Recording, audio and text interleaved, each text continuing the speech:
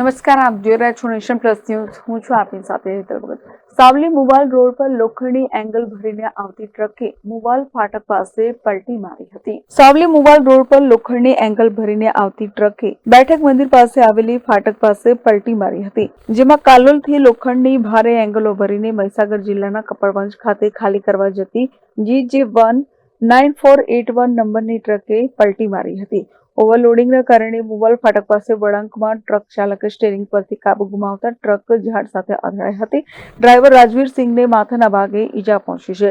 તો મુવાલ ફાટક પાસે રહેણાંક વિસ્તાર પાસે જ ટ્રકે પલટી મારી ઝાડના લીધે ટ્રક વીજપોલ સાથે અથડાતા બચી ગઈ હતી. મહત્વની વાત એ છે કે આ ઘટના અંગે મોટી જાનહાનિ ટળી છે, તો જેમાં ડ્રાઈવર રાજવીરસિંહ તેઓ ट्रक बाहर कूदी जता તેમનો આબાદ બચાવ થયો છે. गाड़ी अहमदाबाद से भर के आई है, लोहल खाली किया, लोहल खाली करके कलोल से भर के कछवाल जाने का था, जहाँ आगे एक खड्डे में आगे पलटी हो गया.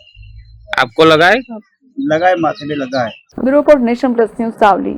સમાચારોના સતત અપડેટ મેળવવા માટે અમારી નેશન પ્લસ ન્યૂઝની યુટ્યુબ ચેનલને સબસ્ક્રાઇબ કરો, બેલ આઇકન દબાવો અને જોડાયેલા રહો ફેસબુક, ઇન્સ્ટાગ્રામ અને ટ્વિટર પર.